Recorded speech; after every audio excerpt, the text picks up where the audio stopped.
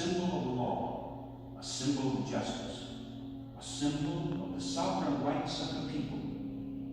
This bell has played a greater role in history than any other bell in the world. Cracked and mute, resting silently here in Independence Hall, it has been heard in the hearts of freedom-loving people throughout the world. Its effect as an emblem of liberty is magnetic, drawing those who seek their human birthright hopefully toward fulfillment. But, like the freedom it represents, the bell itself experienced many troubles and survived many problems. Each difficulty made it more enduring as a symbol.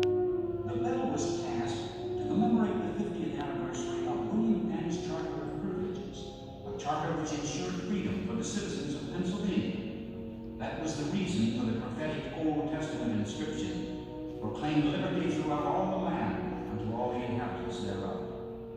The first bell was made by Thomas Lister of Whitechapel, London in 1752, but the very first time it rang after arriving in Philadelphia, it cracked. The 2,000-pound bell was recast twice, the second time with added American power, by Charles Stowe and John Pass of Philadelphia. They did their job well, for Philadelphia rejoiced when their bell was finally hung in place in Pennsylvania State House, the building we know as Independence Hall. It rang out to announce occasions of joy and sorrow, or to summon citizens to the public square to hear news.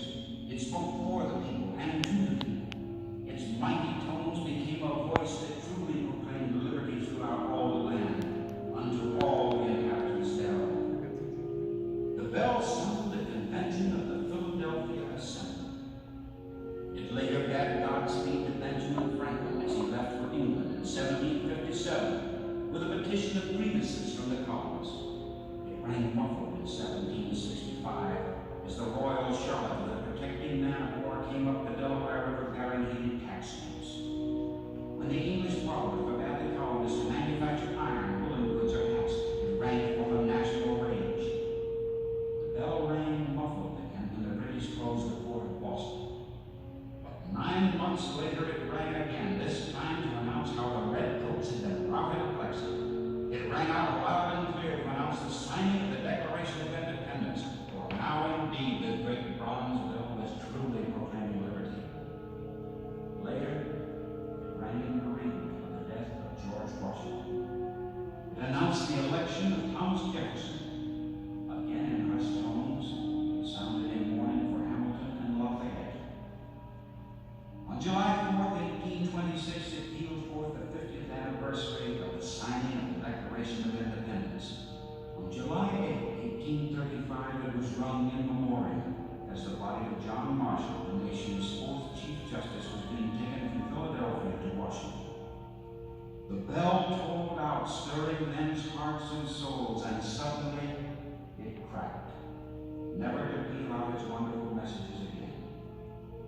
Though the Liberty Bell is not a person, it is indeed a national hero that was born in our greatest hour, lived through our glorious youth, retreated, advanced, sang, shouted, fought, and fell in line duty.